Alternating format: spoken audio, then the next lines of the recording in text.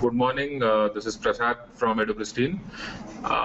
Today we are going to introduce the concepts of digital marketing, as well as we are going to do a quick budgeting and planning exercise on Excel.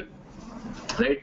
I would also be sharing this Excel sheet with you through Google Docs. So if you have access to a Gmail ID via which you can access Google Drive, that would be great. All right.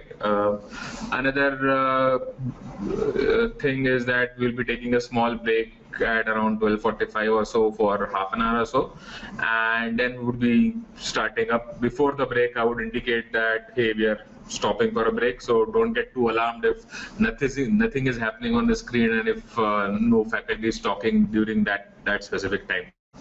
Okay, let's start.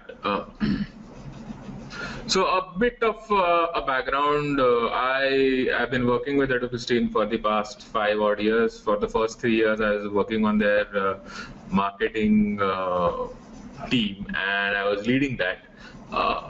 We were focused primarily on financial courses, and over a period of time, we realized that the kind of campaigns that we wanted to do, the kind of return on investments that we wanted on our digital marketing campaigns, we were not able to find that through agencies, and we shopped a lot. We were searching for agencies for a fair amount of time, and then we realized that it makes sense to keep focusing and building an in-house capability to build up this digital marketing skill sets. Over a period of time, we realized that there is not many people are aware of a structured approach. So this entire course that has been created, this is the way we currently do marketing at EduPristine, and this is the way we have actually scaled it up from a small budget like around 500 rupees a day, where we were able to generate 5 leads or so. Leads are inquiries which finally end up into customers. Okay, so 5 leads a day to right now are somewhere around 1300 leads a day or so.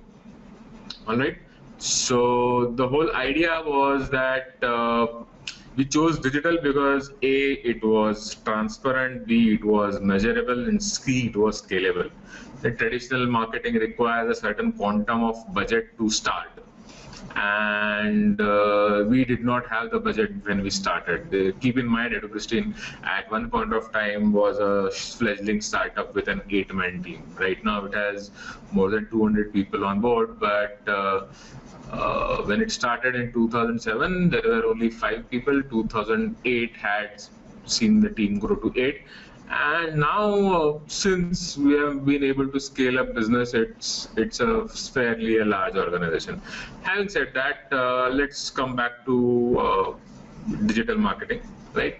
And the whole idea behind launching this course was to talk about the EduPristine way, right? Now, if you look at DM, these are the different channels that you want to activate.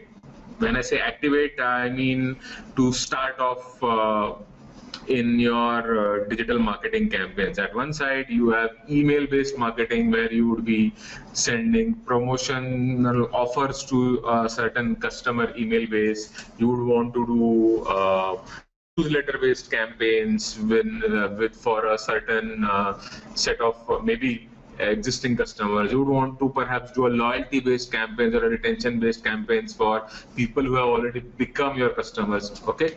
Then on the other side, you have PPC marketing. By PPC, we mean pay per click. So this is the ads that you see on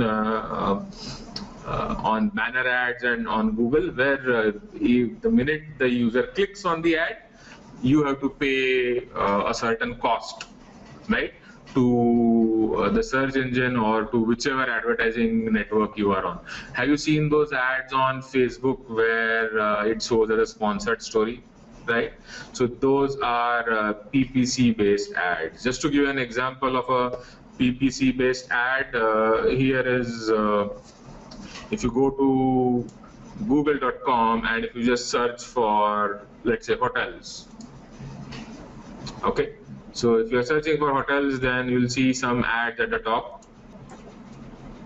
I'm just doing a Google search. And you should see some ads on the top. So each ad will be indicated by a small yellow square which says, hey, it's an ad. Okay. And has it loaded on your screen, folks? Yeah. You see this? I have two ads here. One is from hotels.com, the other is from Trivago. And do you see this yellow block here? This one, right? And this one. These are Google's way of indicating to you that these are ads, right? Now, the minute someone clicks on this ad, there you go, I am clicking on this ad.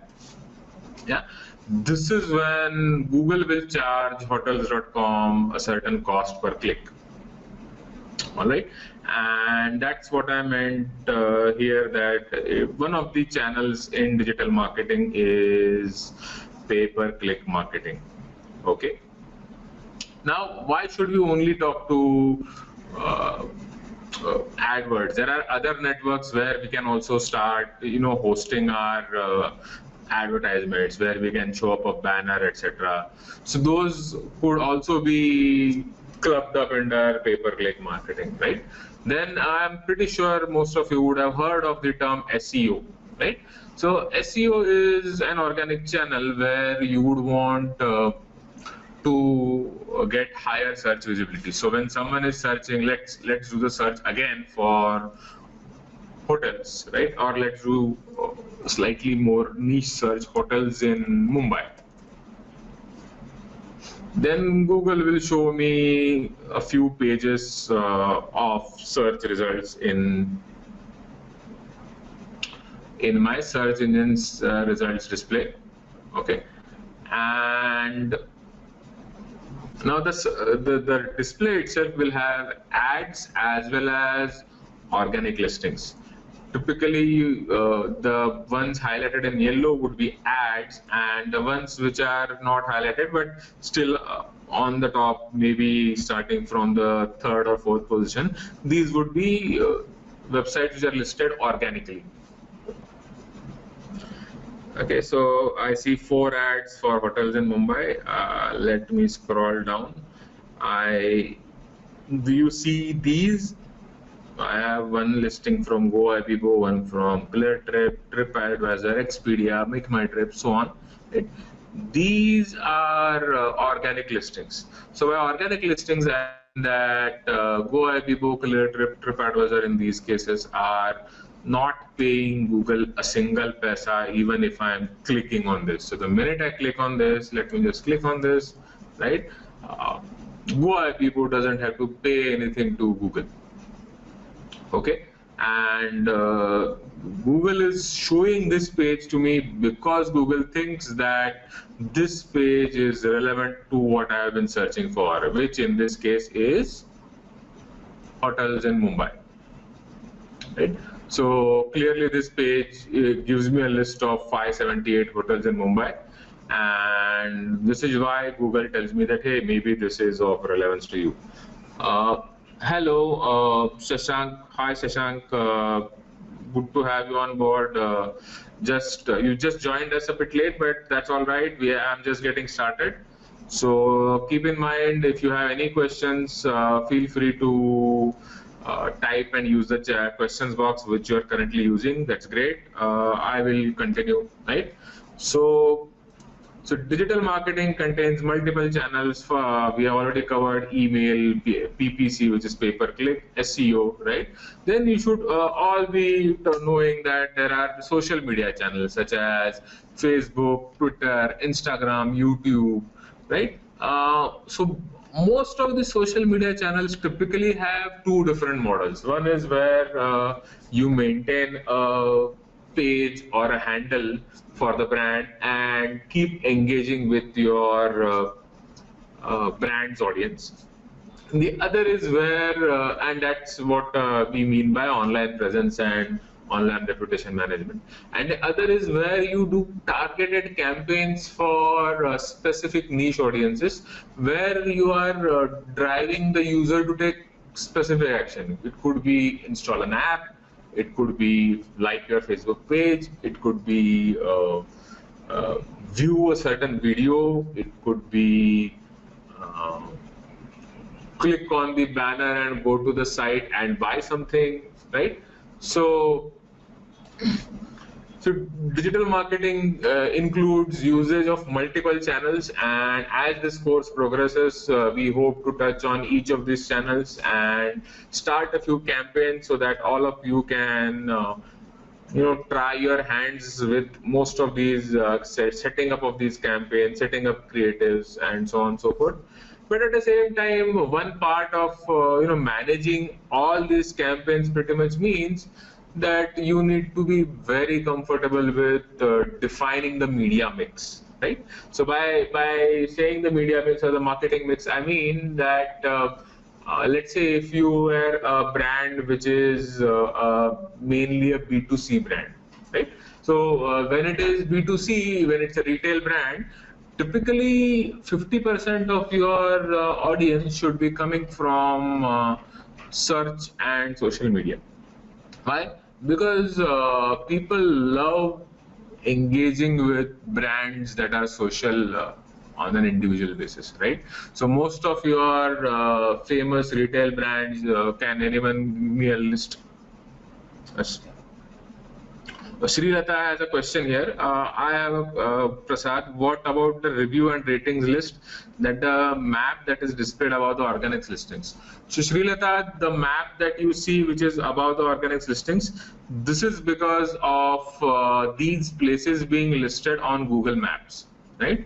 So this is a good question. When we are going to do Google search, we are going to talk specifically about this. But just to give you an idea, Google typically will always have another property from Google being shown in the second or third position. So whenever I am doing a search, please notice that it will either be a video in the second, third spot, or a maps listing, or a video or an image listing, right? Google tries to cross-sell a lot of its own properties in the second and third spot. Okay, so one of the quick tactics of rising on top through SEO is creating a Google Plus page for the hotel. So in this case, we have 3 hotels which have done this pretty well, and giving out more information. Shashank asks us, does map searching happen on its own? Yes, Shashank, it does happen on its own. In fact, Google takes care of where I'm searching from, and it tries to show hotels which are nearest to me. Okay, it is all the more evident when I'm doing on a mobile. Uma is asking, ads will be paid ads below mentioned search results is built up with SEO. Uma, you need to be more clear with that. Paid ads are typically shown on top, these 4 you see, and 3 would be there on the bottom. So if I scroll down way below, right, there should be 3 more ads at the bottom. There you go, right? So I don't know what you mean by saying mentioned search is built up with SEO. Okay, good. Do you want to clarify that question? Any limit to paid ads on search page? Yes, there are only 7 paid ads on the search page.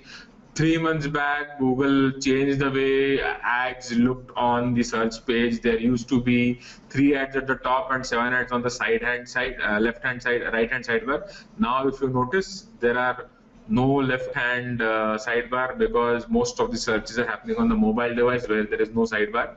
So now you have 4 ads on top and 3 on the bottom. All right.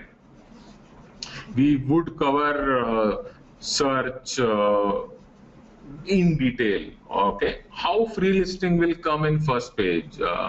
Uma, so free listing, if you are talking about organic searches and organic sites, you would want to be very, very relevant to what the user is searching for.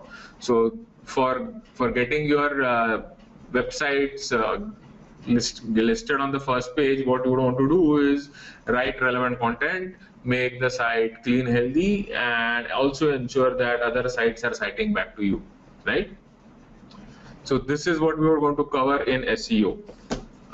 Let's come back. I am generally giving you a broad overview of the course curriculum right now, and then we would go deeper, right?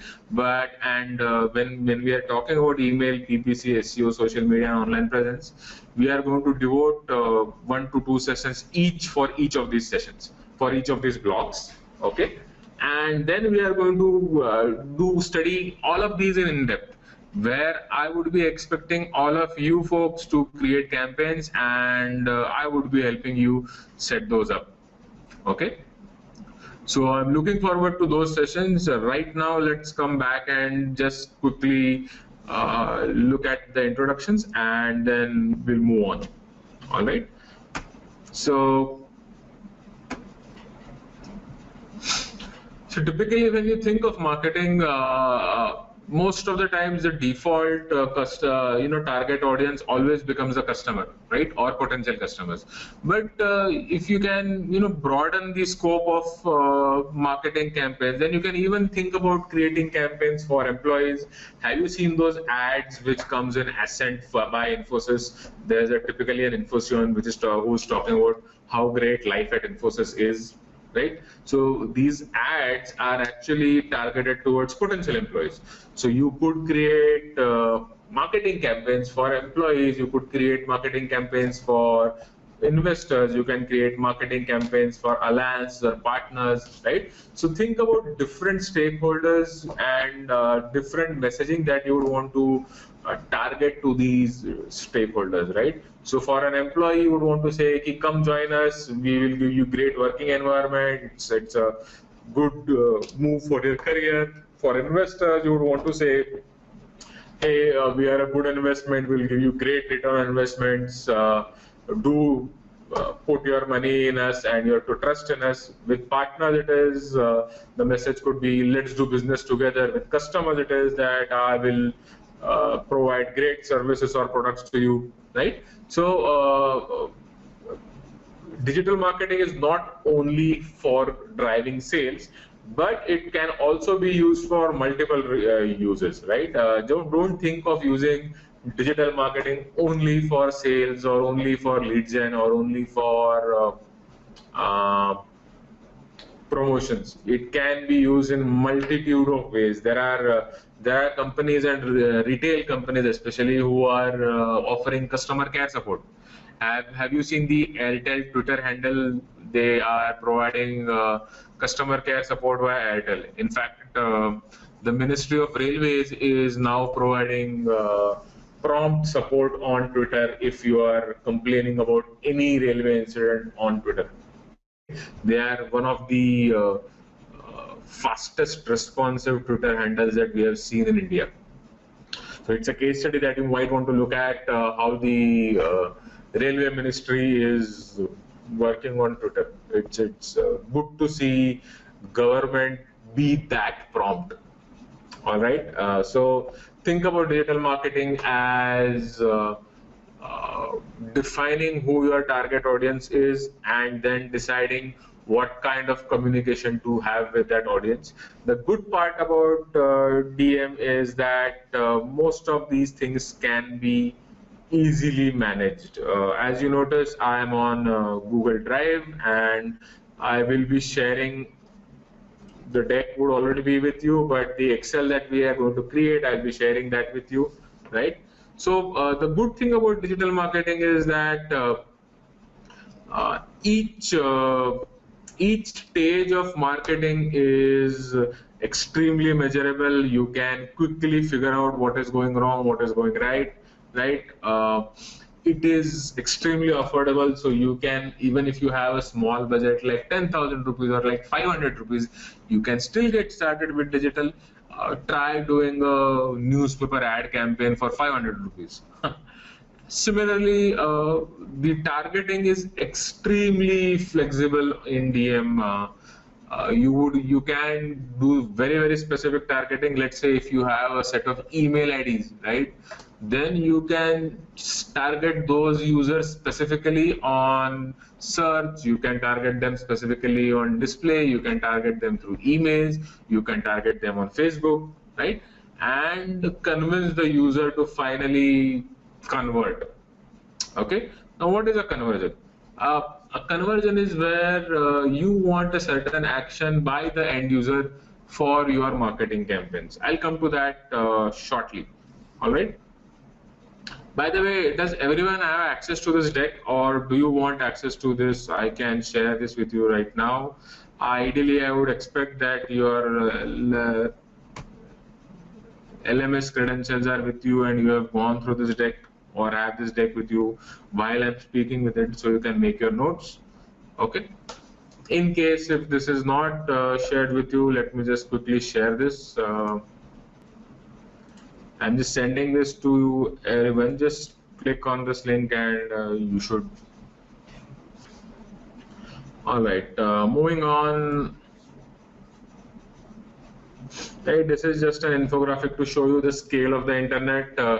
Typically, if you look at the number of websites that are out there, the scale is staggering. Ideally, as a marketer, you also need to be aware of how your country is operating in terms of internet stats, right? One of the sources that you would always want to check out is the Internet Trends report by Mary Meeker. Just search for Mary Meeker on Google, you'll find out who she is. She's one of the top analysts for Kleiner Perkins, which is a investment bank.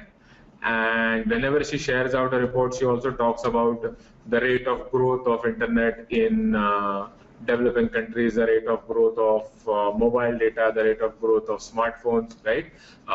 If you see geographies, the world across, India is a very, very specific country where a lot of things are happening.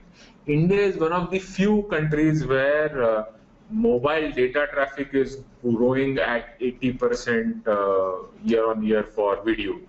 Similarly, smartphones are seeing sustained double-digit growth year on year for the past 5 years now in India, right?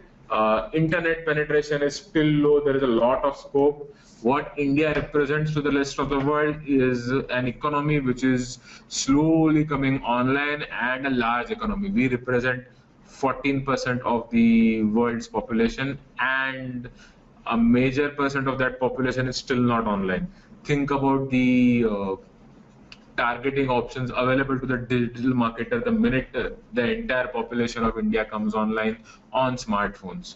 All right. So the numbers are mind-boggling, and that is pretty much why you have international brands trying to enter India because of the scope and the scale.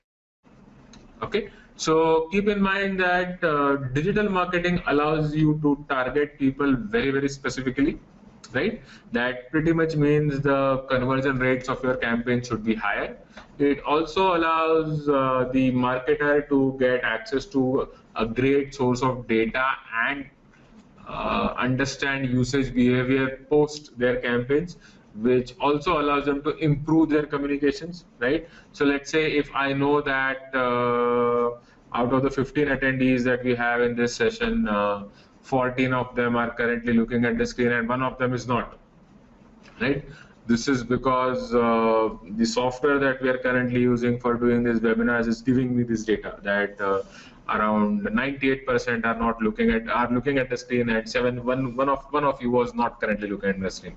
Now this is great because I can use this data to do specific campaigns, and I can target that person and say, hey, why is this session not interesting? Can I make this a bit more interesting, right? So access to data allows the marketer to be far more flexible, and it allows the marketer to fail fast.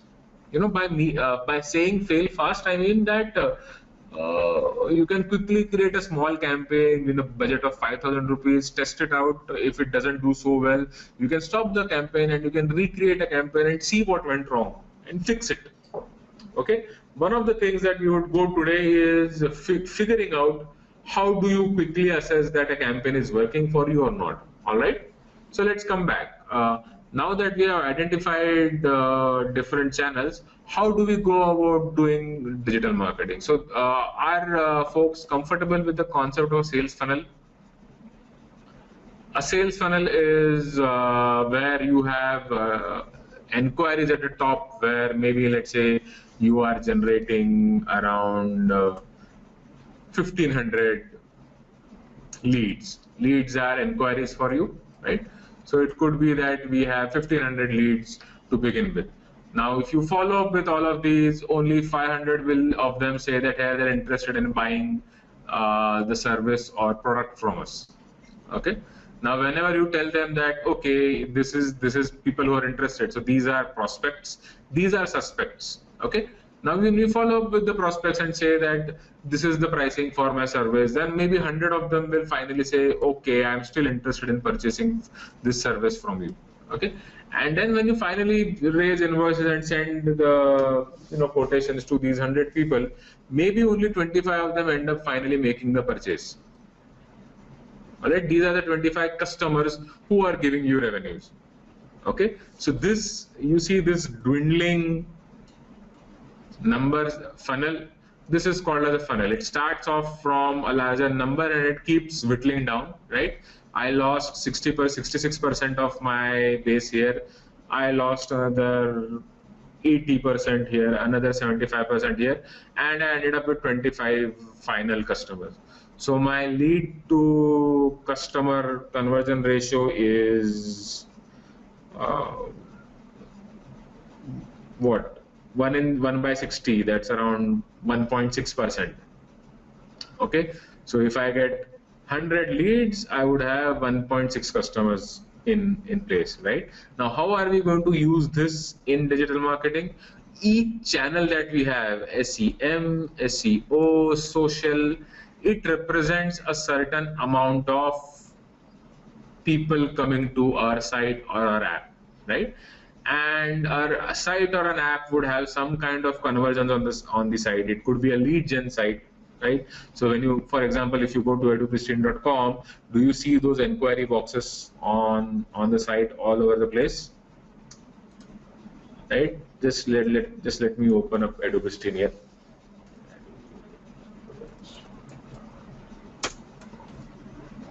I'll get rid of these illustrations.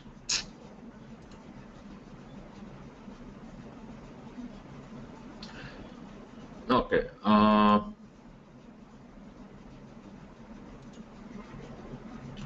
Sahib Singh asks us, what is the full form of SEM? Oh, Sahib Singh, I'm sorry. SEM is search engine marketing. We would be using different terminologies throughout the course. SEM can also be called as cost per click, which is CPC ad. It can also be termed as PPC, which is pay per click ads. A lot of times we can even just refer to it as AdWords because they have the largest market share, right? So SEM is where we are showcasing ads on the Google search engine. So like when I was searching for hotels in Mumbai, these 4 ads that you see, these are through SEM that are put on Google AdWords through adwords.google.com. And later on in the course, you would be actually doing campaigns just like these. Okay. So now if I go to the Edupristine site and if I look at, let's say, the online course,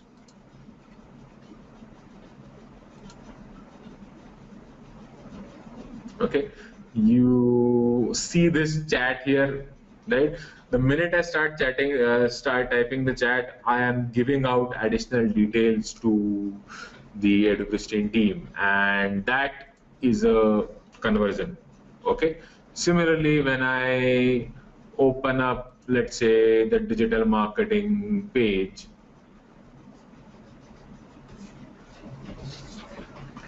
and on that page you see this inquiry box here.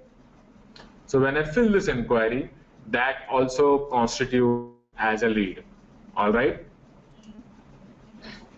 So that for Edupristine is a conversion on the site. So whenever someone fills in that inquiry form, I am pretty sure some of you have done that. And when you do that, then that lead information, that inquiry information comes to the Edupiston sales team, and that is customer intent. That is like a person who's interested in our services, and with due follow-up, you would want to know when did the customer finally convert, right? Now, online marketing is all about that. It is figuring out where you are getting how many leads or how many conversions, right? In the case of an e-commerce site, it may not be a lead, it can be a purchase, right? And what you would want to track is how many purchases am I getting through social campaigns, how many purchases am I getting through organic campaigns, how many purchases I'm getting through cost per click campaigns. All right, and the whole idea behind setting this up is to quickly figure out what is the cost per acquisition that I am incurring to acquire a single customer. All right, so we would be creating an Excel model later in the day today just to do that. Okay, any questions so far, or can I proceed? Right. Now keep in mind that when you are doing social media campaigns or pay-per-click campaigns, the normal user who is currently using the internet has evolved a lot. At one point of time, we used to ask our friends for suggestions when we were purchasing consumer goods, right? So when there used to be Crown TV, I'm talking about in the 90s and 80s, when there was no digital per se, we used to debate so much to finally decide on what TV model we used to buy, right? And we used to ask our friend, we would ask our colleagues, and then take an informed decision. Nowadays, what people do is when they want to do research on what kind of TV they should buy, instead of asking friends, they will first go to Google, right? So Shashank is asking us, how can we measure and analyze which mix work for client? So Shashank, typically what you would want to do is you would first want to set up your measurements, right? So first you would want to set up something like Google Analytics. We are going to cover that in the next session next week, right? And then you would want to ensure that the goals are correctly being set up so that you can actually start measuring these values. How many conversions did you get from search? How many did you get from paid? How many did you get from social?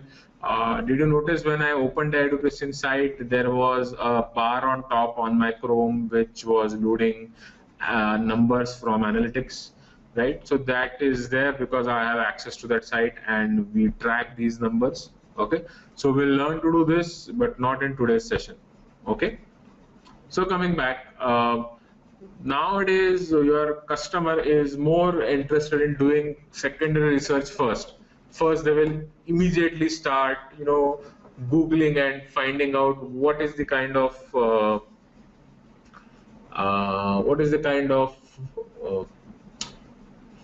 research they need to do, what are the kind of questions they need to ask when buying a certain consumer goods. Then they would want to talk with their friends on social media or on email, where they would want to discuss how to go about purchasing that product and then finally make the purchase. Shashank also asked us, can we compare from cross-platform, as in AdWords, PPC, which of these work? Can we measure this from one tool?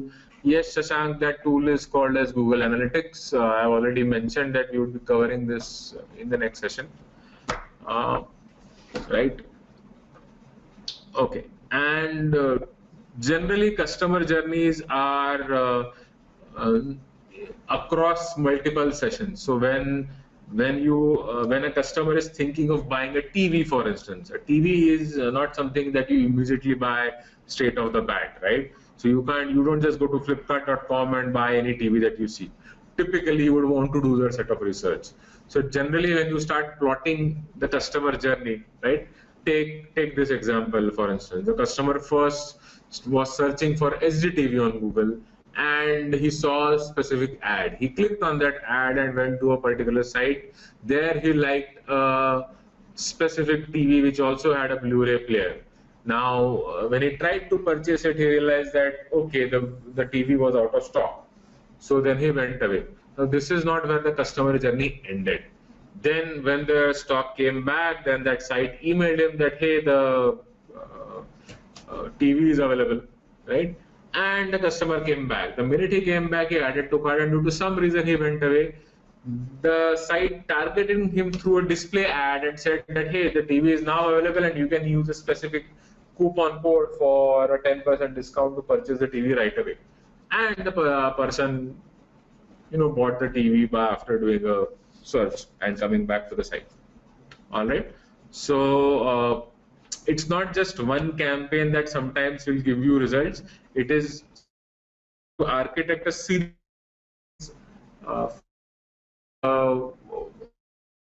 the customer is going to come back to the site.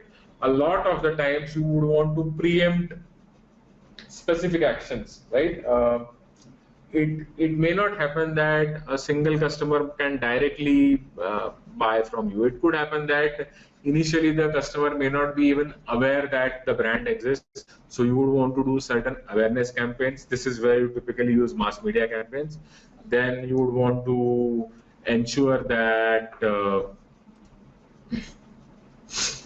your brand is actively taken into consideration. So then you would want to do some online campaigns for driving the consideration set, right? Then you would want to do some campaigns for driving trial, right? Where you would want to drive engagement and persuade people to do specific actions on the site. Then you would want people to, after trying that product out, you would want to do campaigns which are specifically for making purchases, and then you would want to do different channels. So you see this list of channels that I have listed here, right? I have mass media campaigns here, I have online campaigns, I have offline campaigns, and I have plotted different stages of the customer life cycle here. That initially is not aware, then he is considering the brand, then he tries out the brand, then he finally purchases the brand, then he becomes a repeat purchaser, and then he becomes an evangelist, right? So this is how you would want to use multiple campaigns at different stages of the customer life cycle. That is why you would want to quickly figure out where your different customers are in the customer life cycle. So if they are in the trial phase, then you would want to do engagement campaigns so that they purchase. If they are in the awareness phase, then they would want to do a mass media campaign so that they start considering your brand. So how many people have seen the Flipkart Bilkul Pakka ads, right? So the Flipkart Bilkul Pakka ads are meant to be, drive home a specific message. The specific message being that e-commerce on Flipkart is as sure guaranteed as walking to the local kirana and buying, right? And what they're trying to drive home is that e-commerce is no fraud. You can trust Flipkart to buy online, right? And the specific ads, the ad which had Amol Palekar that is talking about easy replacements, the ad which had the doctor that's talking about authentic products, right? So the messaging is very, very clear. It's a fantastic campaign to study, all right?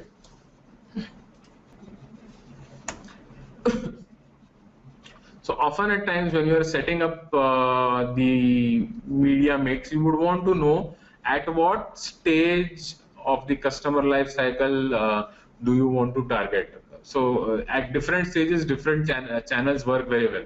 So for the awareness stage, if you are doing a digital campaign, you might want to work a lot on search, right?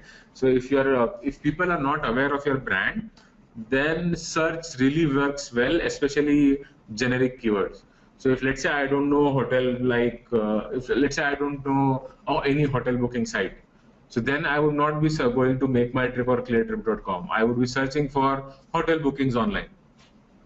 Okay, and to get to those people, then you would want to, Cleartrip would want to bid on generic keywords, not the brand specific keywords. Okay.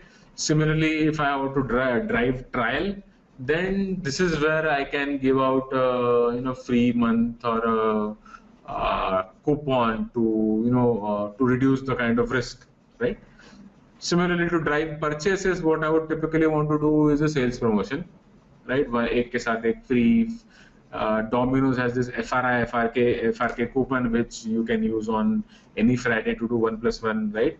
For repeat purchase, I would typically want to do some kind of a loyalty program where I am rewarding the customer for repeat usage. Okay. And for evangelists, this is where I am rewarding the customer for doing my sales and promoting my product to his friends. This is typically when you see those share campaigns, social sharing, right? Or affiliate campaigns where I pay out the customer for every 4 sales that he gives me. So depending on which stage your brand is and on which stage your customer is, your campaigns will change, right? What I'm sharing with you on this screen is a very, very generic model of typical customer life cycle. And what a digital marketer would want to do is run multiple sets of campaigns. So I would run one set of campaigns to drive people who are not aware of the brand to being aware of the brand. I would run one set of campaigns for people who are aware of the brand but not trying out the product, right? Then I would run one set of campaigns of those people who are trying out the product but not purchasing the product. Then I would run one set of campaigns for people who are purchasing the product so that they'll do repeat purchase of the product. Shashank asked us, what will be the difference in trial and purchase-based campaigns? Shashank, for trial-based campaigns, what I am asking the customer is not to give me money, but to try out my product. So it could be a free demo, for example. Similarly, purchase is where I would actually be driving for revenues. All right. Shravanti asks us, can't you run Facebook ads also for the awareness phase? Well, you can try if you are rest assured that your audience is there on Facebook and can be targeted specifically. Yes, you can. Right? Srilatha asked us, does evangelist means reference, refer and get royal point types? Srilatha, evangelist means someone who is actively promoting your brand or products, right? Someone who is also saying good things about your brand and products. Typically, you would want to reward that behavior, which is why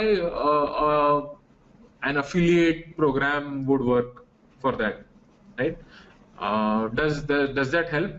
An evangelist is someone who says good things, that hey, you know what, the new Pepsi is great, right? And I'm actively talking to my friends that check this product out. It's worth a try, right? Does that help make sense? Or do you want me to give you another example of evangelist? Positive reviewer of user, that's correct. Positive review and someone who doesn't feel shy of saying good things about the product, right? For example, if you take a look at Google Analytics, there are few people who actively talk great things about Google Analytics. One of them is this person called as Avinash Kaushik. Right, I would be talking about him in detail when we are talking about Google Analytics, right? But he is the chief evangelist of Google Analytics, right? And the guy talks great things. He talks a lot of sense as well. And evangelist is someone who says good things about the product. All right. Ideally, you would want all your customers to say good things about your product so that you don't have to do the sales, they will do the sales for you. Okay, and that would get word of mouth started for you. That represents the marketer's holy grail, where you want word of mouth association to get going. Is that okay? right?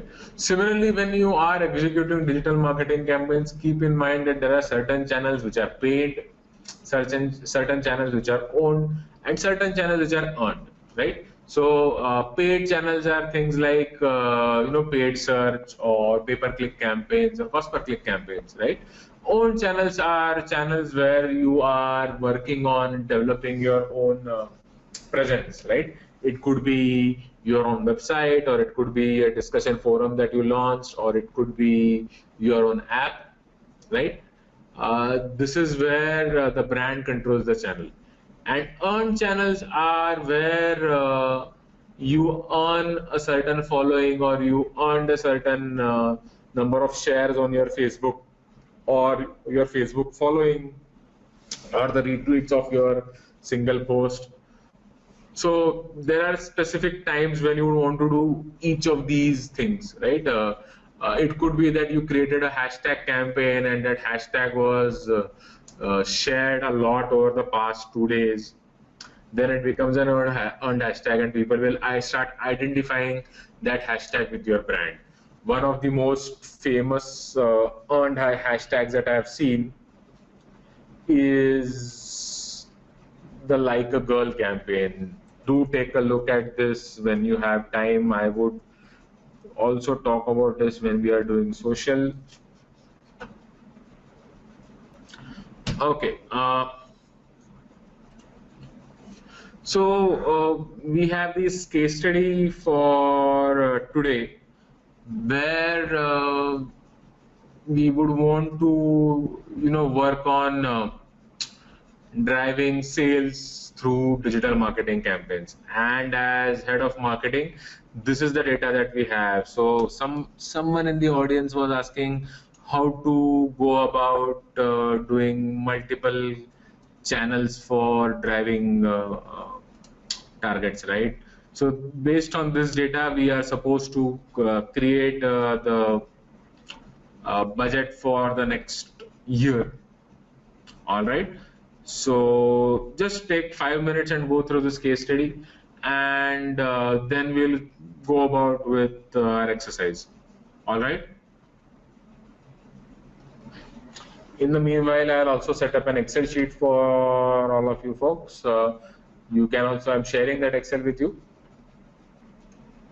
All right. So should I proceed? So what I'm going to do is, based on the data that's shared with us, I'm going to start quickly building a financial a plan for the upcoming, also a proposed budget. All right. So if you want to see this sheet, you can join me on this URL. Okay, I will not be deleting this sheet, so you can any day refer back to this sheet whenever you have the time. You can even download this sheet, and the formulas will also be available to you. So you can any day quickly look at this sheet for quick reference. All right. So let's start jotting down what we have. And what we have been provided here is that our target has been given as 10 million USD. Okay. Okay, Yuvraj asked us that he joined late. What is organic search? Yuvraj, organic search is where your website is listed in search results, and whenever someone clicks, then you don't have to pay anything, right? So organic search is the effectiveness of your site to appear in search results. Typically, what you would call as SEO, that's organic search. Okay. Does that answer your question? Great. All right. So let's come back. My target is 10 million USD, right? So 10 followed by 6 zeros, right? 1, 2, 3, 4, 5, 6. This is my target. Then I also have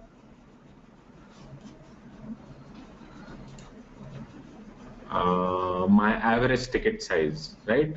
So keep in mind, folks, that average ticket size is uh, the revenue I am earning for each sale.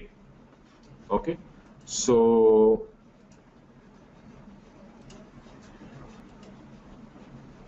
my ticket size is $250. Okay, so if I have to generate 10 million USD with X number of orders for each whose average value is 250, then the total number of orders that I need to do is 10 million divided by 250. Okay, so what I would do is, these are the conversions that I would want on my website. All right, so these 40,000 you see, this is the total number of conversions I would need on my website. Okay, so I haven't even taken a look at edudeal.com for now, and we'll come to that at a later point of time. Right now, we are just getting into the planning side of things, and when we are setting up the plans, this is the number that we want to hit. Right? What else do we have? We also have that my current split via channels is this. So let's use this in some way. Okay. So what we want to do first is, I want to generate 40,000 purchases in 1 year, right? So the first thing we need to do with this data is split it across 12 months, right? Because we have to create an annual plan, right? Right now we are in the month of May, so let's start from the month of June. Okay, and I will just set up the months here. So June, July,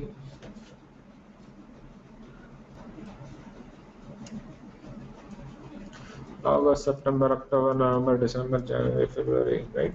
What I did was, and if you are on Excel, these functionalities will also be there. So you need not worry that this is only available in Google Docs or not, right? I am using the most common formula available. So right now I have from June to May. What I'm also going to do is going to add a total column here to do a quick check. And let's come back. Let's come back here.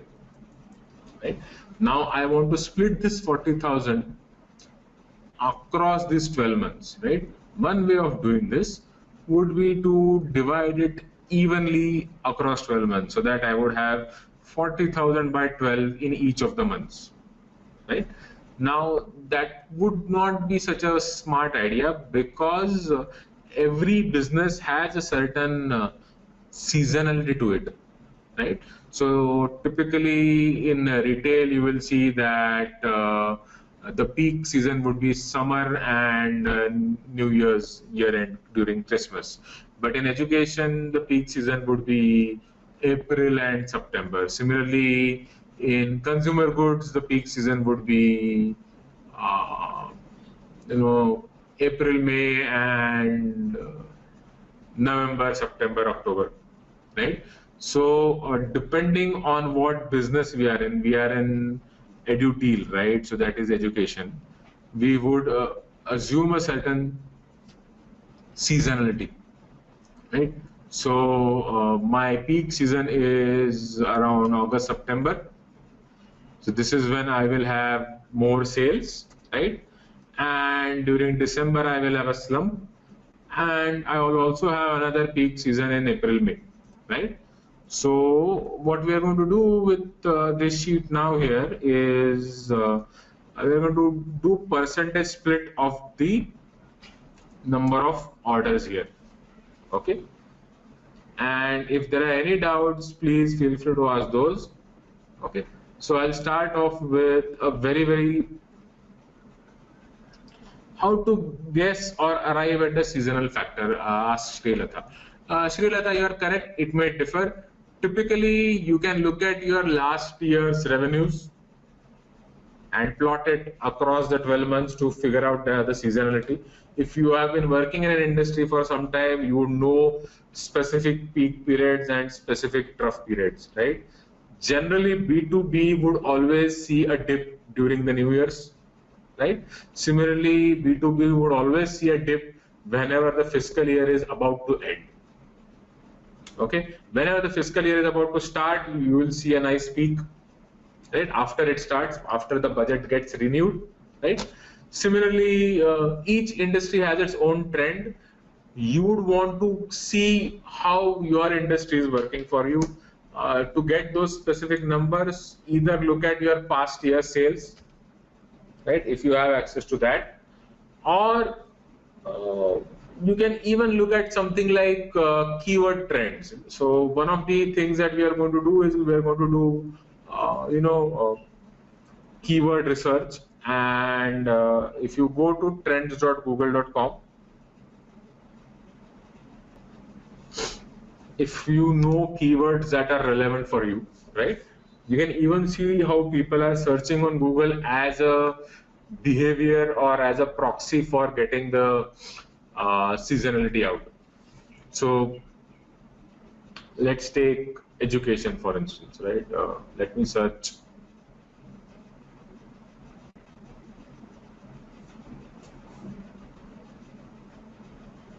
So keep in mind, this is a free tool that is available for everyone. All of you can go to Google Trends and explore specific keyword trends, right? What I am going to search for is,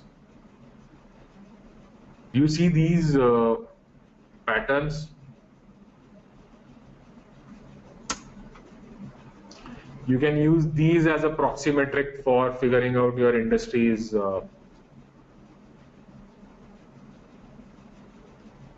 seasonality, right? So this trend you see over a period of 12 years, and this is worldwide. So you can even zone on to specific countries, and you will see that it behaves differently in different countries.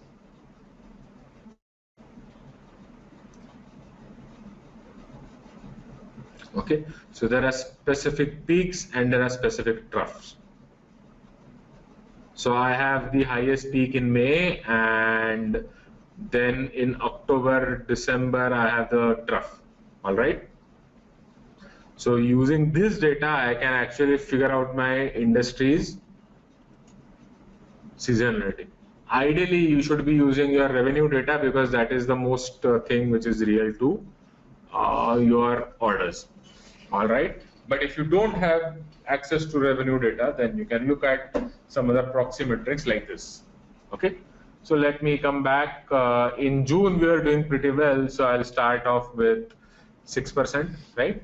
Keep in mind, we are also building our campaign. So over a period of time, we are also trying to learn, and as we keep activating multiple channels, we'll keep increasing our learning curve so that right off the bat, I'll be not able to hit my target. So I'll have smaller targets in the first 3 months, and then I'll slowly scale it up. So over a period of 6 months, you will have great campaigns, but for the first 3 months, you are learning as you go, right? So I have a trough during these October, November, December. So let me put 6%, 7%, 8% here, right? Then in September, I can do again 9%. Now I have a trough, so let me come bring it down. Again, this would be 7%, 6%, and 5%, right? I also need to keep a quick check on the total of this. So what I'm doing is I'm setting up a total check.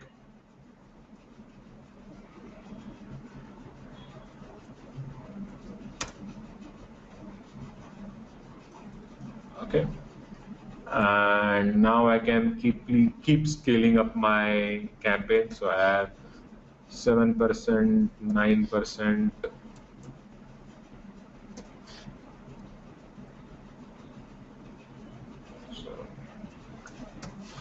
10%, 12%, and 14%.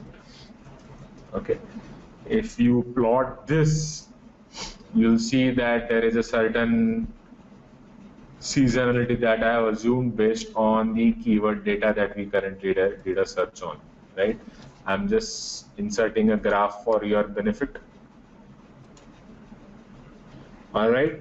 So this is the seasonality that we are going for. It will be high in May and it will be the lowest in October, November, December, right? Any questions so far, or can I proceed? So what we have done is we have find the percentage split.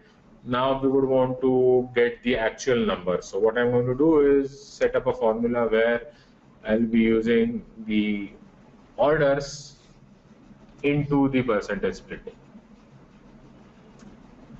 Okay.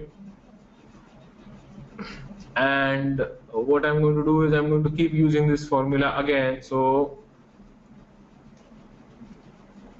I'm going to fix this part where it is going to keep talking to the order section and simply copy this formula across all cells, right? And I'll use the total to again quickly check whether my formula is correct or it's wrong. Yeah, this should be 40,000 and it is, so it's correct, right? If you want to get access to this sheet, I have shared the URL with you folks. Just if you want me to share it again, you can use this URL. Right? I have given you the edit access, so you can actually look at the formula if you want.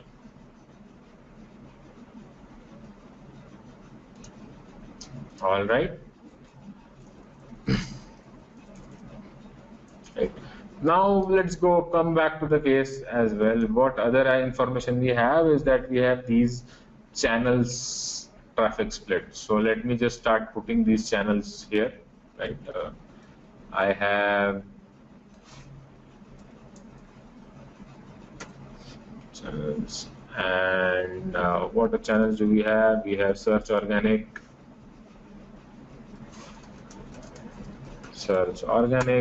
we have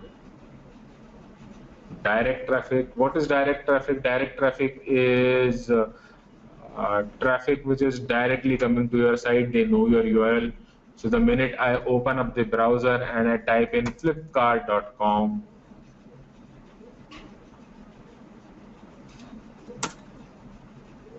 yeah, I'm actually typing the URL directly in the browser. I am direct traffic for Flipkart, right? Keep in mind that direct traffic is also a good way to judge the strength of a brand online, right?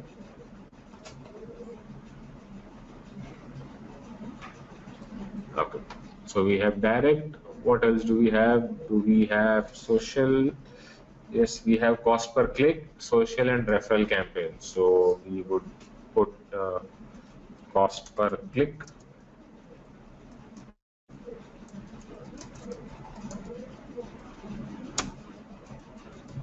social, and referral. Right. Now, one of the things that is funny is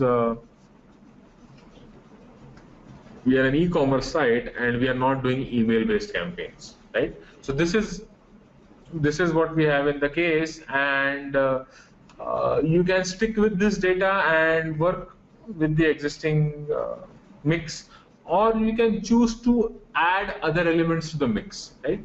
So one of the things that we have to decide is, do we want to include email in the mix? Yeah. So I just put a question mark here. Okay. Now what I'm going to do is I'm going to note down these numbers. traffic split. Yeah, 25%, 10%. Can everyone help me fill this in? You can start filling in the Excel as well with me. 15, 25, 15%, 25%. Social is 20 and 15 is referral.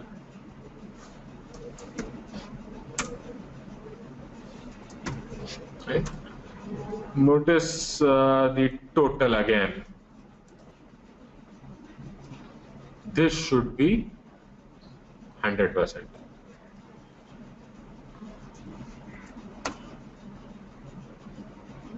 Yes, it is. Right? Now let's say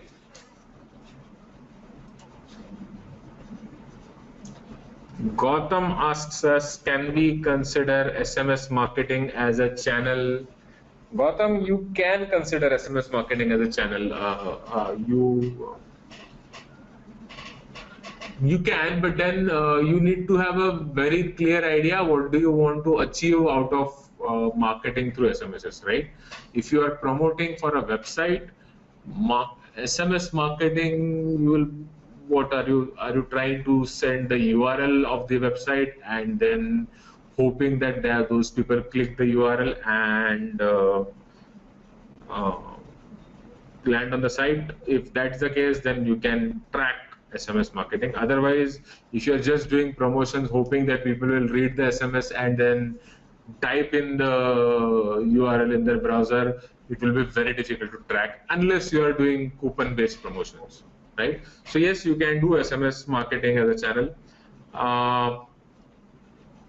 Shashank asked us, how about affiliate channels? Shashank, referral and affiliate is pretty much the same. Let me just set this up as affiliate. Okay. Yuraj asks us, what other channel options if not SMS? Yuraj, you joined us late. I'm sorry for that, but I already introduced those different channels. We are going to use search, we are going to use social, we are going to use email, we are going to use pay-per-click channels, right? And we are also focused on driving a lot of traffic through all of these channels, not just SMS. Okay, right? I'm surprised no one asked me about WhatsApp, right? WhatsApp is currently doing the trends, and typically I would suggest that don't get into WhatsApp because it's extremely manual activity. There are apps which kind of talk to WhatsApp, but it's not really, you can't really track it, right? It is fairly tantamount to spamming, so try and stay away from these, right? Shashank says that will be part of social. I don't know. I wouldn't consider WhatsApp as a social network, really. I don't think. I wouldn't count it as a social network. I would count it as a messaging platform, which is pretty closed. One of the great strengths of WhatsApp is that they have not succumbed to advertising. They are not sharing data with advertisers. Otherwise, we would have all be seeing so many ads in the WhatsApp app. Okay. Right.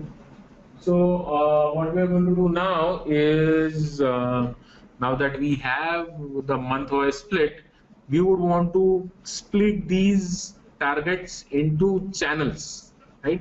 So work with me here. What I will do is, if we are suppose to generate 2,400 conversions or purchases in the month of June, we are going to split that across these channels using this traffic split, right? So what we'll do is, we will use this formula that 2,400 into 25%. So what I'm saying is that 25% of all my sales traffic. Uma is asking us, we can consider mobile marketing also as one channel. So mobile marketing is not a channel per se. What specifically in mobile marketing are you talking about, right? Because when you speak about mobile marketing, 60% of all traffic in Asia these days is on the mobile. So whenever you are launching a site, 60% of that traffic is anyways going to be mobile. So what do you mean by mobile marketing? Can you be very specific? Mobile marketing can't be termed as a channel. It is something that you have to do as it is. Okay.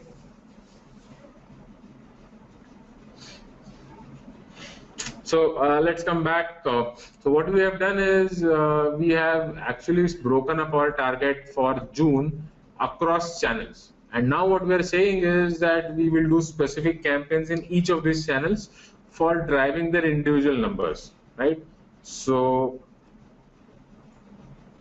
Gautam asks us, can we get this defined percentage of channels from Google Analytics?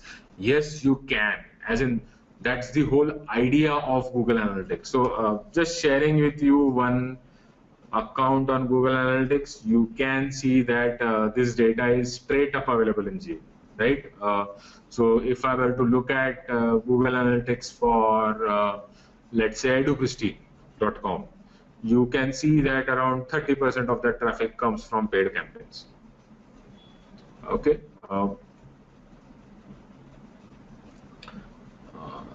Vibhu asks us, why do we need to plan and pay for direct link? Vibhu, we don't have to plan and pay for direct link. We have to plan, right? And the plan is created not only for the budget, but also to check the feasibility, right? So right now I could be getting direct traffic, which is, hitting my numbers and giving me those targets. But let's say if I keep scaling up my numbers the way I am in the plan right now, then I need to know whether my direct traffic can meet those numbers. If it can't, then I have to change the marketing mix right now, which it is, to a different mix. Okay. So for 2400, perhaps maybe I can get these numbers right for direct, but at a scale of 3600, or as we proceed later in the year at 6000 customers, we may not get that number. All right. Shravanti says that WeChat is used by brands for successful campaigns and building relationship. Will WhatsApp ever get to that level in the near future? Well, we can only speculate, Shravanti. I can't comment for what WhatsApp wants to do. Right? At this point of time, I wouldn't include WhatsApp in my marketing channel because I can't really control it. I can't automate it. Right? Shashank asks us, how can you plan something which is very subjective like direct links? Shashank, direct links are not subjective at all. In fact, direct traffic is often a metric of how effective your branding campaigns are. So when you do a television campaign or a front jacket newspaper ad, right? You would notice that during those days your direct traffic will go through the roof, right? Whenever you are doing such offline campaigns, you will also notice that your branded search traffic will also go through the roof, right? So branded traffic, which is a sum of direct traffic and branded organic traffic, will give you a metric of how good your branding campaigns are doing, right? So direct traffic as a metric is a nice way to judge the effectiveness of my offline campaigns, right? So you can plan on direct traffic because take for example a hoarding that you have put on a news bus stand, right? That hoarding can have a website link, and where you're hoping that the person looks at the link and perhaps types the URL. Right? One of the sites that has done this very effectively in Bombay is a company called as Price Baba. I don't know whether you know of this company or not, but what Price Baba does is it allows you to search for phones, cheap phones in local areas. So let's say if I'm in Bhandup and I want a cheap Samsung phone, then I can go to Price Baba and it will tell me the nearest shop which has a Samsung phone. Okay, And what Price Baba did very effectively was they put up those stickers on autowalas, right? Shashank says like what GoDaddy.com does.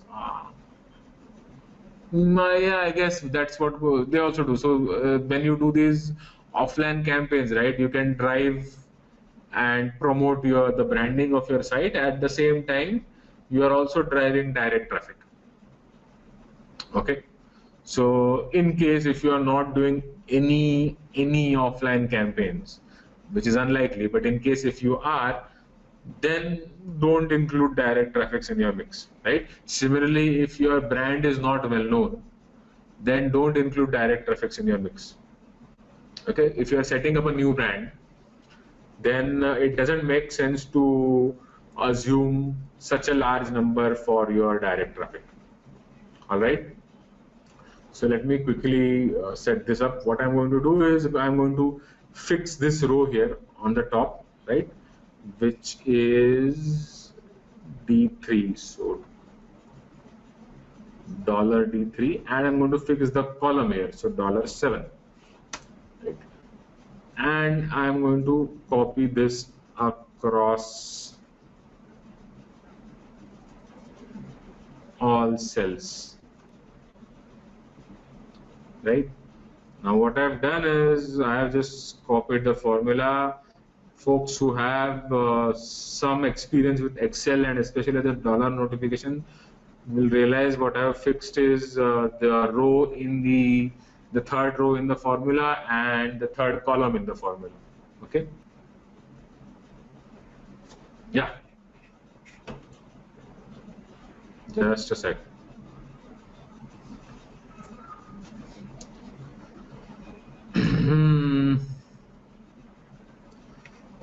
So here is the Edubistin GA that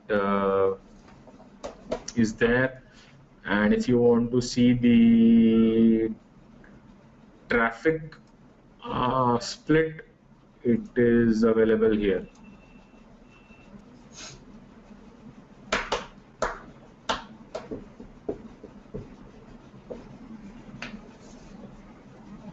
Okay.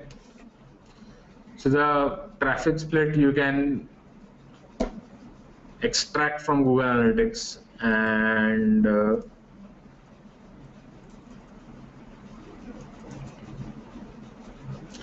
this is what we are also doing. And what we want to also do is do quick checks using these totals, so that you know you are correctly using this formula. So this number should match with the number here. It is, right? Ditto with these numbers. Okay. So now what we have created is a month-wise, channel-wise split of the targets that we need to achieve, right? So keep in mind that this sheet is very useful for managers who are talking to multiple agencies. So let's say you have a large team where you have one team working on SEO, one team working on AdWords, one team working on social. This sheet here itself helps you do targets for each of your teams. Let's say you're working with multiple agencies and you have different agencies doing different things for you. Then this sheet helps you figure out and give targets to those specific agencies as well. All right. And let's say, as someone said, maybe we don't have that much direct traffic. So what we can do is we can say, you know what, we'll reduce the pressure on direct traffic by 5% and let that be absorbed by email. So we'll say email would be taking up the rest of the slide. Okay. And suddenly we have a different marketing mix. All right. Where we know the kind of numbers we have to generate for each channel month on month. All right. Any questions so far? None? Can I proceed? What we want to do now is individually check each of these channels for feasibility and also for budget. All right.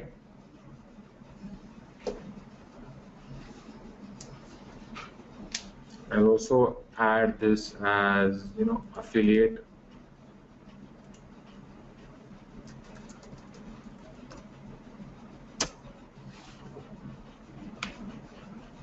Okay.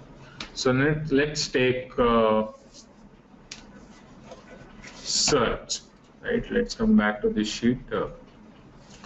What we have also done is shared with you how each channel works, right? So earlier in the day, I was talking about funnels of each, the sales funnel. So in digital marketing, each channel has a different funnel, right? So take search, for example. At the top of the funnel is the number of searches that happens, right? So let's say when I'm searching for a specific term like hotels in Mumbai, I'm not the only person in Mumbai who is searching for this phrase. There are other people like me who are also searching for similar phrases, right? So searches is the total number of people who are actively searching for that phrase in a month. Okay, so generally Google will give this number to a marketer. Generally, hotels in Mumbai would be searched for at least another maybe 40-50 times in a month. Okay, impressions is the number of times your site was shown in the search listing, right? We are talking about organic search here, so I'm not talking about any payment, right? So out of the 30 times I am searching for hotels in Mumbai, maybe 25 times I saw my site search listing. Okay, so from searches you have impressions. Am I making sense? Are you following me? Right? So what happens when I see the site listing? Let me do a search here, right? Let me do hotels in Mumbai search. Okay. So Shravanti asked us, can't remember if you said it before, but what is GWMT? I did not say GWMT anywhere yet, but GWMT is Google Webmaster Tools. Maybe you are looking at the deck ahead, but that's all right. Google Webmaster Tool is a console with search, right? It gives me access to search data. Yeah. Shashank asks us, search results and impressions are same. No, Shashank, when I do a search, right, you see hotels in Mumbai, this is a search, right? I can be doing this for 30 times in a day, and the number of searches would be 30, right? But do you see my site results? For me, when I'm doing this search, I am seeing this site listing, right? This is an impression, right? So impression is whenever the site gets shown to a user in the search result. Am I making sense? Right? So when you do a search, you will see a different search result than this, right? And the sites you will be seeing will be slightly different as well. Right? Keep in mind that Google search is an extremely personalized engine, right? Just to see what that means is if you go to history.google.com, you'll realize that Google is keeping a whole tab of what you have been searching for on Google your entire life, right? And that's kind of scary, but that's the kind of data Google has access to. Yeah, it also knows that what phrases you have been searching in the past couple of sessions on Google. It also keeps a track of, since I've been searching more on cars, it knows that Prasad is a automobile enthusiast. So then it makes available my search results to people who are advertisers who are in the automobile industry so that they can target me. Okay, so search results and impressions are not necessarily the same. Your search results will be different than mine. And when I mean impression, I'm talking about the number of times both of us see the Cleartrip site in our search results. Okay, so it could mean that perhaps Shashank asks us, does search result change every time, even if you put same keywords every time? Not necessarily, no, but if you do a search result, if I do a search result, they'll be different, right? So if you do a search result, if you are in Mumbai, and if you do a search result, if you are in Chennai, the search results will change. If you do a search result from a desktop, and if you do a search result from a mobile, the search results will change, right? So keep in mind that all these factors are taken into consideration when you are doing a search, and the results are displayed differently. Shravanti asks us, if you search hotels in Mumbai 10 times a day, does it count as 10 searches or only one? It counts as 10. Shashank asks us, is it IP linked or geo-based linked? It is geo-based linked as well as IP linked, but the IP is not exposed to the advertiser. Okay. So folks, keep in mind that Google search is a closed box. It is not openly discussed. The algorithm is also not openly available. In fact, everybody in the SEO industry would give more than an arm and a leg to get access to that data, right? So we'll discuss this more in detail when we come to SEO, right? Let me come back to the Excel sheet. What I wanted to show here was when I do a search, the number of times someone is doing a hotels in Mumbai search is the number of searches. The number of times Cleartrip shows up in my search results is the number of impressions. All right. So when I see these impressions, when I click on one of these sites, right? Let me click on the Cleartrip link, right? This is a click. So the next in the funnel is click, right? This is when I end up finally hitting the site, visiting the site. All right. After this, I want the user to buy. Okay. And when he buys, then that is a conversion. All right. Any questions so far? So my search funnel would look like this.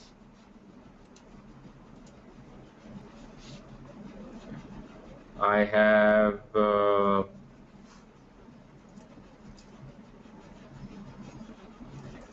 impressions, searches, impressions, clicks, conversions.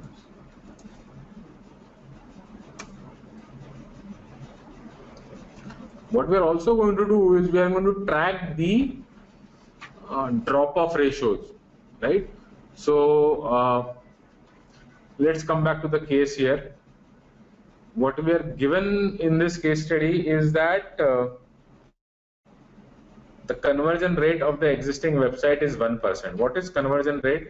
Conversion rate is after those clicks, only 1% of those clicks are finally converting. So conversions upon clicks is 1%.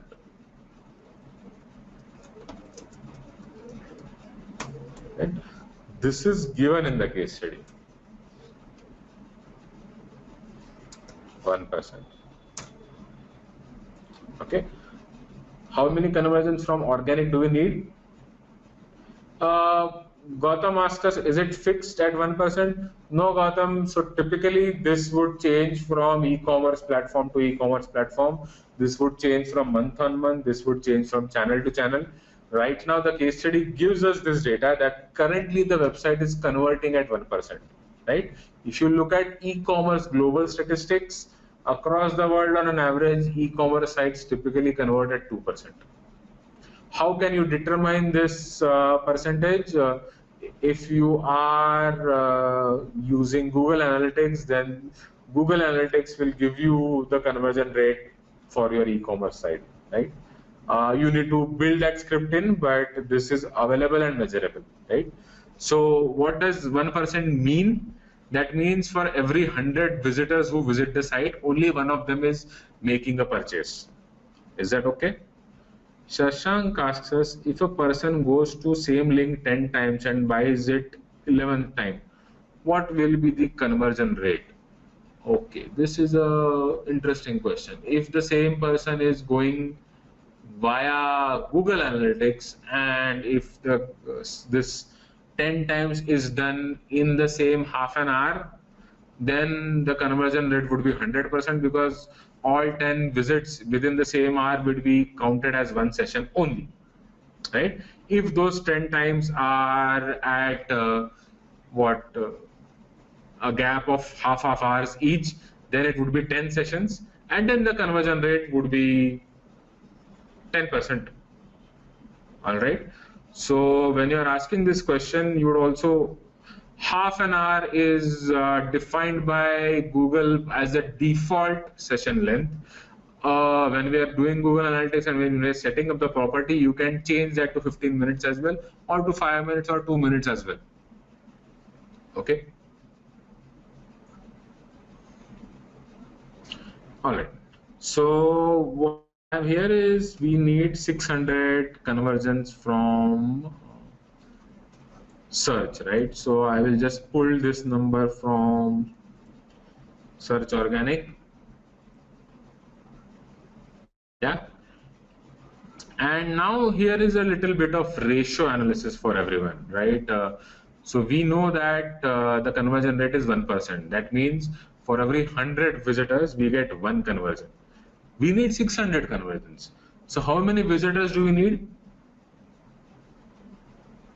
You know, in 3rd or 4th standard, we used to do this ratio analysis that, you know, 100 is to 1. So how much is x is to 600? How much is x? So correct. Shravanti says 60,000, and that's all right. That's perfect. So we need 60,000 clicks, right? How do I achieve this number in Excel? I will take the conversions and divide it by the conversion rate. Notice I am working my way up the funnel. So I'm reversing the funnel when I'm doing my calculations, right? So I need 600 clicks. Right? Now, from these clicks, we need to define how many impressions we need to get. Okay. So again, we are introducing one more ratio, and that is called as click-through rate. How many of you have heard of this phrase? It's also called as the CTR, right? Click-through rate determines the number of times your listing is clicked when someone sees that listing, right? Generally, when you are doing organic search, a click-through rate is around 5% or so, right? What does 5% mean? It means that for every 100 people who are doing a search, 5 of them end up clicking on your site search results. Okay, how do you get this number? You can either get this number through Google Webmaster Tools, right, which is what I have defined as GWMT, or you can even get it from Google Analytics, right? Shashank asked us, how different is this to clicks? Clicks is the absolute number, click-through rate is the ratio, right? So what click-through rate tells us is for every 100 times your creative is shown to the user, how many times is the user actually feeling compelled to click? Okay, so one is an absolute value, the other is a ratio, right? Keep in mind that most of the times you are working digital media, you will always be working with ratios and absolute values, right? Shashank asks us, can you elaborate a little? All right. So here's this example. Let me go back to hotels in Mumbai, right?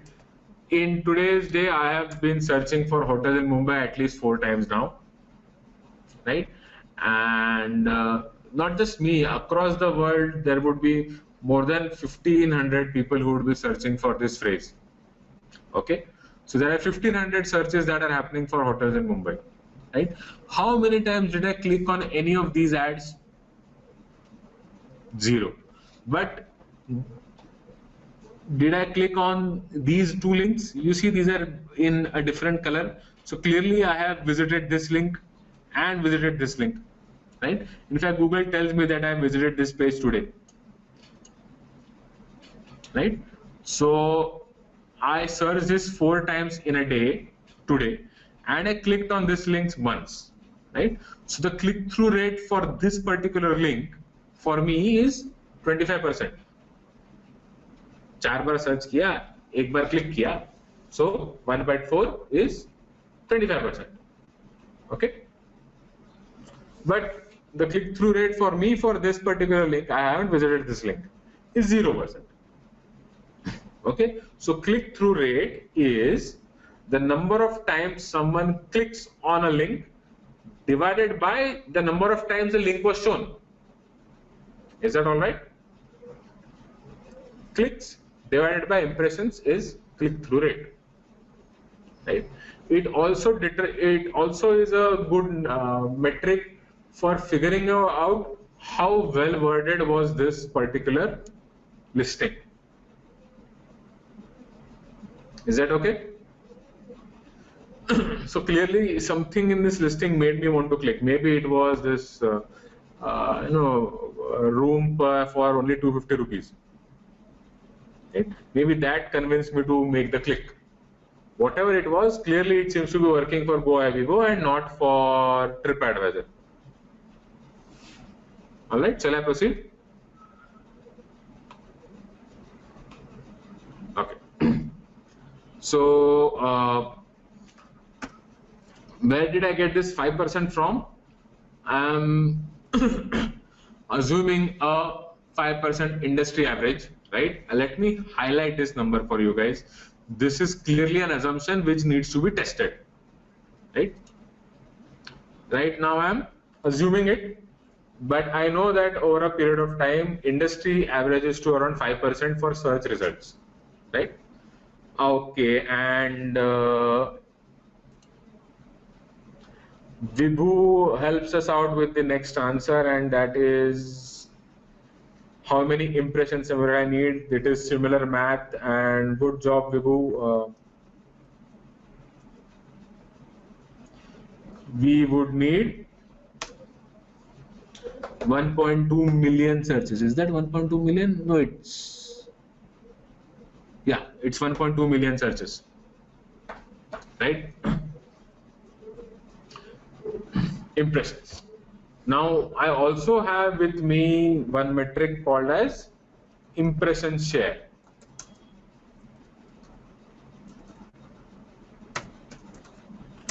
What is impression share? Impression share is the competitiveness of the keywords that I'm targeting. If there are 15 people who are also creating content around this same keyword, then only 10 of them will be shown on the front page. When you do a Google search, a normal Google search will only have 10 results, right?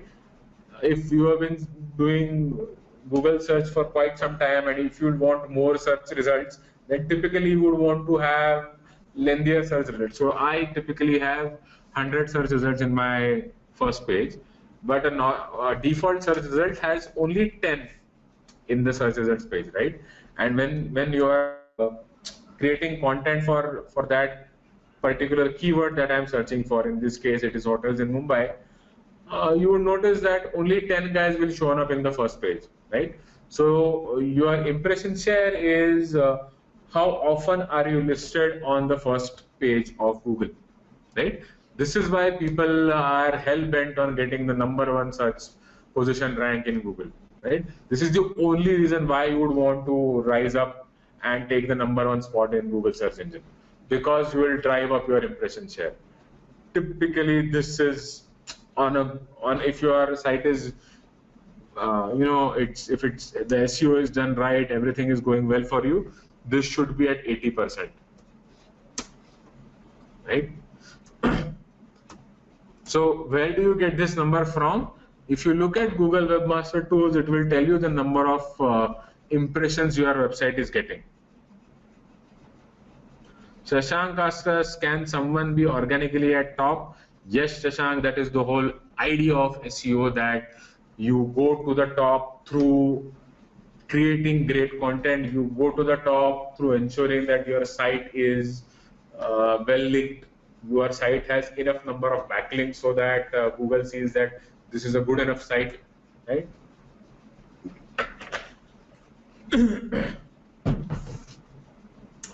Vibhu is asking us, are we taking this impression share for the same keyword? Vibhu, typically when we are going to do organic searches, right, it is not just one keyword, it would be across multiple keywords, right? And the impression share is across those multiple keywords, right? Keep in mind that you wouldn't want to focus so much on impression share when it comes to or search organic. But I'm just sharing this with you so that you can quickly figure out if a certain SEO campaign is not working for you, what to do. Okay. Similarly, this funnel that we are working on, it will also tell you what is the depth of keyword research that you need to do. Okay. So let me quickly finish and bring out this total searches number. So the total number of searches you'll need is 1200 divided by 80%. Okay. Okay. Right. So I need 1.5 million searches. Now, why do we need to figure out these numbers? Because this represents the top of the funnel for me.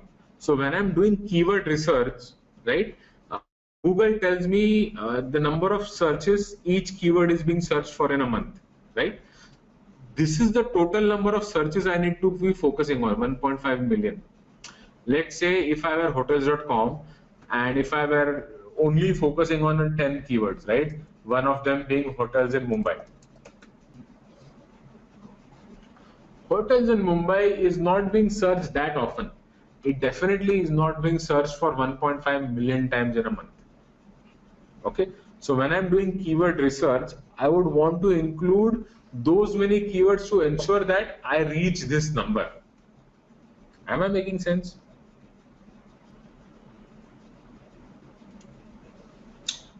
So when you are doing keyword research, it will also tell you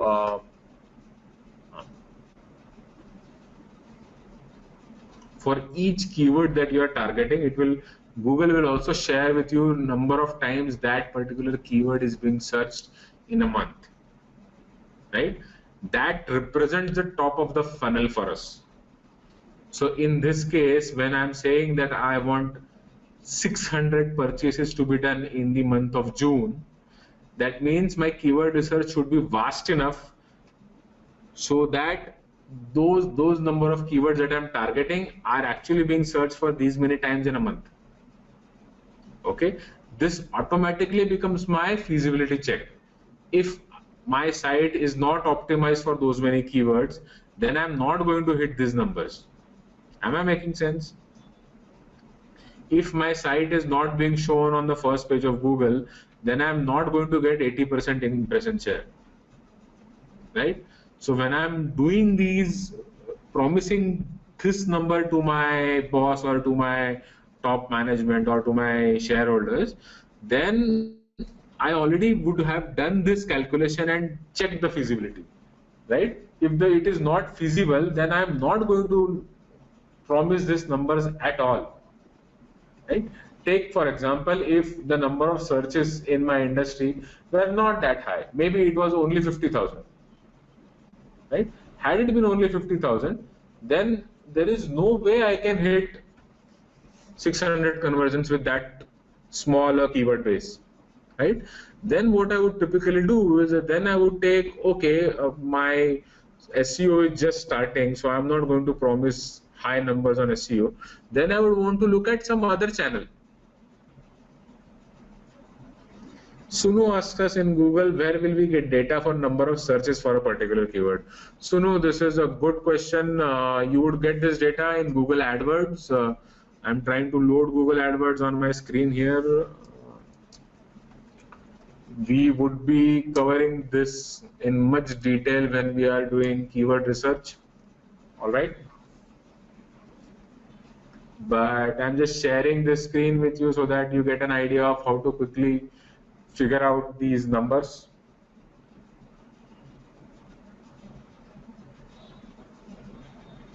AdWords has a tool called as Keyword Planner. So what we are going to do is we are going to use the Keyword Planner tool to find out the number of times a keyword is being searched on the Google search engine. Okay. You also have to keep in mind that when you are thinking about search, in India, 87% of the search is owned by Google.com, right? 13% is owned by Bing. 80% of all searches that happen in India are happening on the mobile, right? So keep these stats in mind, because that will help you create specific campaigns. And when you are creating landing pages for each of those campaigns, you have to ensure that those are mobile friendly. Do you see this keyword planner tool here? Right? This is the tool that we are using to extract the number of keyword search volume. Yeah. So the tool we are going to use is this keyword search volume tool, right? The interface itself is a bit slow, so get search volume and data trends. Yeah.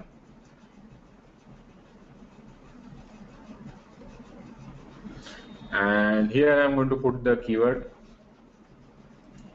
hotels in Mumbai.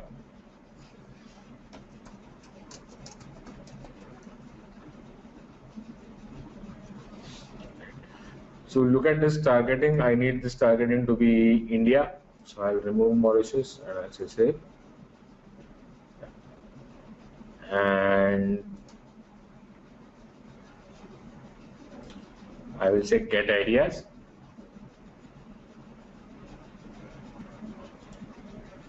Yeah. So this would give me absolute numbers month on month for these two keywords that are being searched on Google: hotels in Mumbai and hotels. So hotels in Mumbai is being searched for 18,000 times in a month, and hotels is being searched for 1.5 million times in a month, right?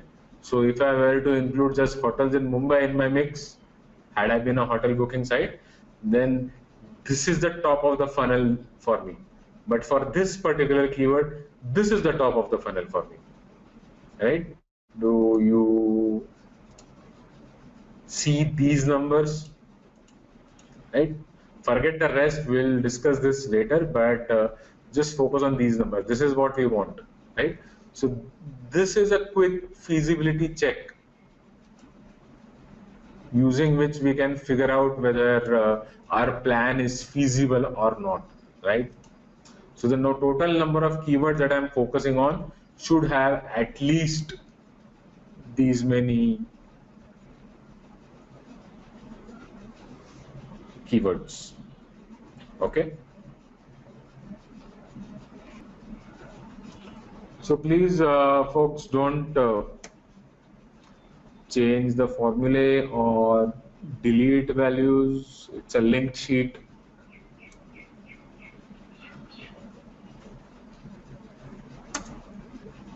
Okay. So what I want you to do is, could you try practicing filling up the rest of the sheet for organic while I move on to the next funnel? Does that work?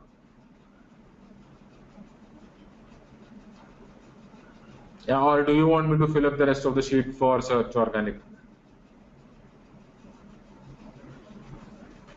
It's fairly simple. Just copy the entire thing and you should be good, right? So notice the minute I copy it, it's pulling out the column values specifically. Okay. The cells that I have highlighted in blue are assumptions. These assumptions need to be checked. So the minute we run a campaign, we would want to check whether the cells highlighted in blue are we getting similar numbers. If those numbers are not correct, then we need to tweak the entire model. Okay. So let's go to paid search, right, which is the cost per click campaigns. Right. Paid search also work on fairly similar funnel. The funnel pretty much remains the same, just that there is only one additional difference, And that difference is that whenever someone clicks, you have to pay a certain cost per click to Google, right? So the entire funnel remains the same, right?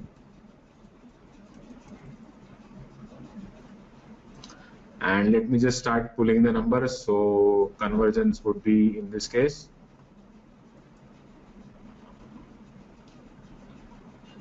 $600 again. Great, super convenient that it just matches. We can tweak this as well, right? The conversion rate would be 1%. Again, let's put this in blue as well, so that once we run campaigns, we find out that maybe this is at 2%. Then we'll be getting far more profitable campaigns instead of doing an industry below par set of campaigns. Okay, at 1%, so how many clicks do we need?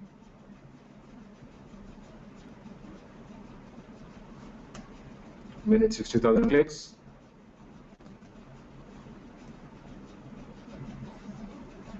Right? Now this is where things start changing, right? Now we are doing paid promotions. In India, people are slowly becoming averse to the idea of clicking on ads, right? So generally, when you do a paid search ad, your click-through rate won't be as high as 5%. It will be lower. It would be around 3 to 4% if it's a good ad. If it's a badly written ad, then it would be as low as 2% or even worse, less than that, right? So we are going to assume that we are good copywriters, so we can get a 3% conversion rate, click-through rate, sorry. Okay, so the number of impressions that I would need would be higher, of course, right? So instead of it being 1.2 million, this would be as high as 2 million. Any questions so far?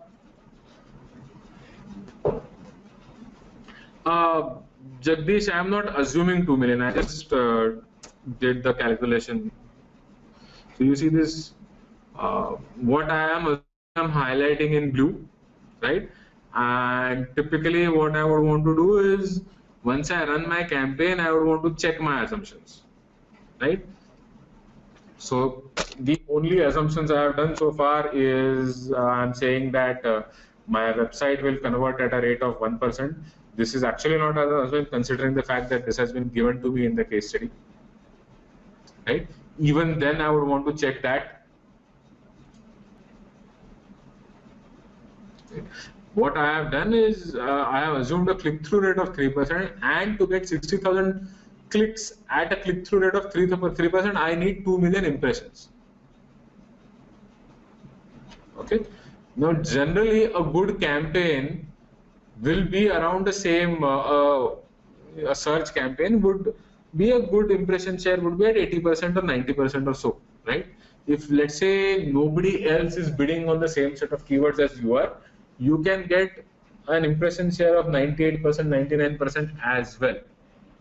However, if it's a red ocean and everybody is bidding on the same sort of keywords, then you will have to fight for each impression, and then you would want to assume that you are still managing 80% of the searches, right? Again, this is something that you need to check, because these ratios are impacting the success of your campaigns. Keep in mind, these ratios are also termed as performance metrics. So when you are doing campaigns, you would want to check each of these numbers. Okay, Shashank asks us, how does one get a keyword after bidding for same keyword? Huh? Shashank, when you are bidding for a same keyword, right? Let's say I am bidding on hotels on Mumbai, and hotels.com is also bidding on the same keyword, as well as ClearTrip is bidding on the same keyword, as well as MakeMyTrip is bidding on the same keyword, right? Then what happens is Google creates something called as an auction. And then Google looks at who is willing to pay the most and who is the most relevant. And using both these two metrics, Google finds out who is the most deserving to be at the top, and that is the one who gets to show his ad on the top. Okay, so we'll be doing this in depth when we are going to do search engine marketing. All right, and we are going to discuss this entire algo of listing. What is the cost per click that you have to pay, right? Keep in mind that Google search ads is an open market. So if you know your economics well, right? Uh, if you know your economics well, then it's a mix of both. Shashank also asks us that, is it most deserving or highest bidder? Shashank, it is both. So ranking is a mix of the maximum bid that you are willing to pay to Google into your quality score. Quality score is the most deserving metric, right? So when you are doing a ad campaign, you would want to be the most deserving, you would want to be the most relevant, as well as you would want to bid a certain amount so that you are there on the top. Okay.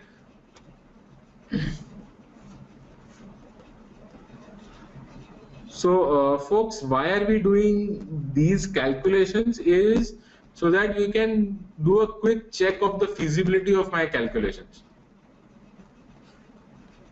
Right? When I'm saying that I want to get 600 conversions from search, right? Then that pretty much means that I need to do extensive keyword research. Right? When I am saying that I want to do 600 conversions on paid campaigns as well, that means I need at least 2 million impressions for my ads. Right? Now, here is where the budgeting part comes. I also have to figure out what is the cost per click that I'm willing to pay. Right? So, when we run campaigns, Google will also give you a metric called as average cost per click. The average cost you are paying for each click of your ad, right? This is available to you when you are also doing the keyword research. So if I was showing you this, when I was using AdWords for doing keyword research, right? I'm just showing you where you can find out the average cost per click. In the hotels industry, since it's a very competitive industry, the average cost per click will be very, very high. It would be around 200 rupees or so. In education industry, the average cost per click is pretty low. It's around 15 rupees or so, right? In real estate industry, again, a very highly competitive industry, it can be as high as 110 to 115 rupees. Some of the keywords I've noticed, they're as high as 1400 rupees cost per click. Okay, so keep in mind this is an indicative number. This is not necessarily the amount of money you are actually spending. All right. While this is loading, let me also put down the average cost per click number here. Right. So this could be as low as 5 rupees. It could be 2 rupees. It could be, if it's a industry where nobody is bidding on those keywords, this would be pretty low, right? But if it were a very competitive industry, this would be pretty high. So you would want to do the keyword research upfront and find out the cost per click, right? If I were to show you an AdWords account where we had already done campaigns, you would know the average cost per click just based on those numbers, right? Now, while I'm pulling out those campaign data, what I would want to do is do a quick lunch break. Is it okay if we stop now and reconvene at 1 o'clock?